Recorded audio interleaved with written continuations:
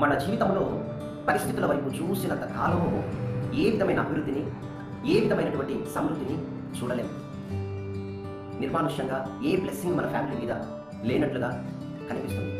కానీ ఈ పరిస్థితులన్నిటినీ కూడా అణచగలిగిన సర్వశక్తుడైన దేవుని వైపు నీవు విశ్వాసముతో చూడగలిగితే, ఆ మహిమ కలిగిన కార్యాలను ఆత్మీయంగా నీవు కూడా ఆశించి దేవుని సన్నిధిలో ప్రాధేయపడగలిగితే తప్పకుండా నీ సరిహద్దుల్లో సమస్తము నీకు అనుగ్రహింపబడుతుంది, సమృద్ధిగా నీకు అనుగ్రహింపబడుతుంది.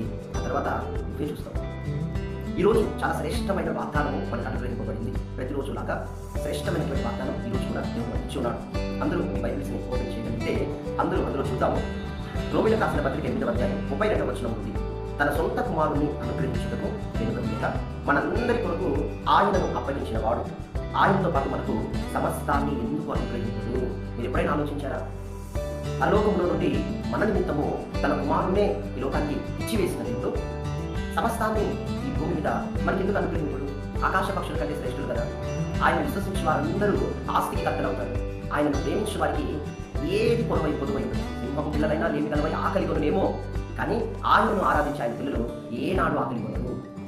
సకల సమృద్ధిని దేవుడు మనకి ఇస్తానంటున్నాడు, సమస్తము దయచేస్తానంటున్నాడు. ఎప్పుడు మనకు ఆయన దయచేస్తాడు? లాస్ట్లో ఆ మాట రాయబడింది. మీరు చూస్తున్నట్లయితే మనందరి కొరకు ఆయన అప్పగించిన వాడు ఆయనతో పాటు మనకు సమస్తాన్ని ఎందుకు అనుగ్రహింపడు? ఆయనకు ఇష్టలుగా మనం జీవిస్తే ఆయన మనకు ఎందుకు అనుగ్రహింపడు? ఆమేన్. చూడండి, చినిగిన సంచిలో వేసినట్టు చిల్లులు పడ్డ టీషర్ట్ లాగా కుటుంబం మొత్తం ఎటు చూసినా కొరతలు, నిర్మానుష్యంగా ఏ బ్లెస్సింగ్ లేనట్టుగా కనిపిస్తూ ఉంటుంది పరిస్థితుల వైపు మనం ఉంటే. కానీ దేవుని సర్వశక్తి గల దేవుని మీద ఆశ్రయించిన వారమైతే, ఆయన మహిమ కలిగిన కార్యాల మీద ఆశ పెట్టుకున్న వారైతే తప్పనిసరిగా ఆయన మనలను తృప్తిపరుస్తారు. వాక్యంలో రాయబడింది, తప్పిక కొనిన వారి మీద నీళ్లు కుమరించబడతాయి, నీళ్లు పోయేవానికి నీళ్లు పోయబడతాయి. దేవుని సన్నిధిలో నీవు ఎట్లా బ్రతుకుతావో తిరిగి నీకు దేవుడు బ్లెస్సింగ్ ద్వారా నీకు అనుగ్రహిస్తాడు. ఆమేన్. దేవుడికి స్తోత్రం కలుగును గాక. హల్లెలూయా, హల్లెలూయా. మీకు కావాల్సినవన్నిటిని ఆయన అనుగ్రహిస్తాడు. ఒక ప్రాంతంలో విజయవాడ దగ్గర ప్రాంతంలో నేను సేవ చేస్తున్నప్పుడు తెల్లారి ఆదివారం మనకు ఈ నైట్ శనివారమే నైట్ బయలుదేరి ఒక ప్రాంతానికి ఆరాధనకి ఆహ్వానించబడ్డాను. ఆ ప్రాంతానికి వెళ్ళడానికి నేను సిద్ధమవుతున్నాను. తెల్లవారితే ఆరాధన. అయితే అక్కడ నేను వెళ్ళబోయే ఆ మందిరానికి సమీపంలో ఒక 20 కిలోమీటర్స్ దూరంలో ఒక సహోదరి ఉన్నారు, ఇద్దరు పిల్లలు. వారి జీవితంలో దేవుడు వారికి ఒక కళను దేవుడు చూపెట్టాడు, దర్శనం చూపించాడట. రేపు ఆరాధనకు వెళ్ళు, నేను నీతో అక్కడ మాట్లాడతాను అన్నది. తెల్లవారింది, ఆరాధన స్టార్ట్ అయిపోయింది. అది రావడానికి కూడా కనీసం చేతి ఖర్చులకి ఛార్జెస్ కూడా లేవు.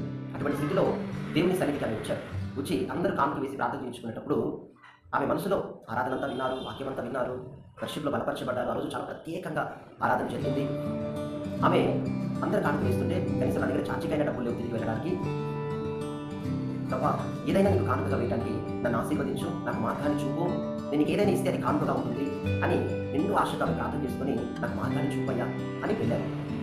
వెళ్ళి ఇంకా ఇంటికి చేరుకోక ముందే ఒక అద్భుతమైన అవకాశం, ఒక మెయిన్ సర్కిల్లో ఒక హోటల్ని నడిపించమని అవకాశం ఆమె కలిగినప్పుడు ఇద్దరు పనివారిని తమతో కూడా సహకారం పెట్టుకుని ఆ హోటల్ని ప్రారంభించుకున్నారు.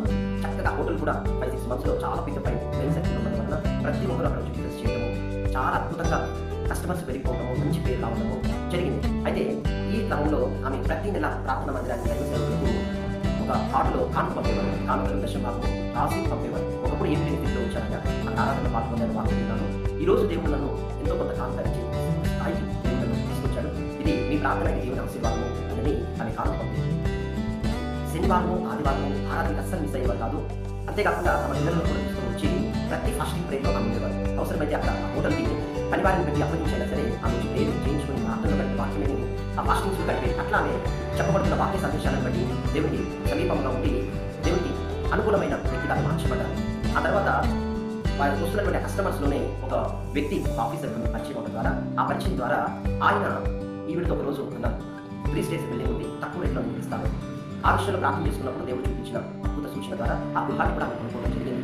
అంతేకాకుండా వారి ఇద్దరు పిల్లలను బాబు పాపం చాలా కష్టపడి చదివించుకుంటా ఉంది గవర్నమెంట్ హాస్టల్స్లో పెట్టి. వారు చక్కగా చదువుకొని వాళ్ళ బాబు చూద్దాం, ఇది ఒక ప్రయత్నం, ఇది ఉద్యోగాన్ని పొందుకోవాల్సిన సమయం, ఆ తల్లికి శ్రమను తగ్గించాలి అని ప్రార్థన చేసుకొని చూద్దాం, ఇది ఒక ప్రయత్నం అని ఒక ఇంటర్వ్యూలో ఆన్లైన్లో ఇంటర్వ్యూ కండక్ట్ అయ్యింది. జస్ట్ ఒక 30 minutes జరిగిన ఆ ఇంటర్వ్యూలో ఈ వ్యక్తి ఫస్ట్ క్లాస్లో ఆ జాబ్కి ప్రమోట్ అయ్యింది. కాలేజ్ వచ్చింది, ఎవ్రీ మంత్ 4 lakhs శాలరీ, ఇక్కడ కాదు అమెరికా, ఇంకా అదనపు జీతం కూడా ఉంటుంది అని వాళ్ళు తెలియజేశారు.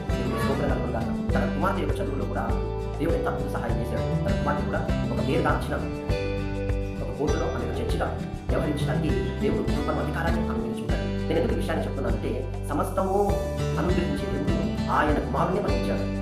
మరి ఈ లోక సంబంధమైన సమస్తము ఆధ్యాత్మికంగా సమస్తము మనకెందుకు అనుగ్రహించబడు? నిజంగా ఈ మాటలు వింటే సహోదర సహోదరి, ఈ నూతన కృప వాగ్దాన కార్యక్రమం ద్వారా పరిశుద్ధాత్ముడు సూచనలతో మాట్లాడుతున్నారు. నీవు నీ కష్టాచితంలో 10 వరకు కాముకున్న దశభాగం దేవునికి నమ్మకంగా చెల్లించే విషయంలో నమ్మకస్తుడివై ఉంది. దేవుని మందిరంలో సహవాసంలో ఏర్పాటు చేసిన ఫాస్టింగ్ ప్రేయర్స్ ఆరాధనలు తప్పకుండా నువ్వు వెళ్ళి పాల్గొంది వాక్యం విని ఫలం పొందుకో. ఎందుకంటే వాక్యం సెలవిస్తూ ఉంది, నా విశ్రాంతి దినములను భయభక్తులు కానీ ఎవరైతే ఆచరిస్తారో వారి పట్ల నేను దృష్టి ఉంచి ఉన్నానంటాడు కదా. ఆయన విశ్రాంతి దినములను ఆచరించాలి.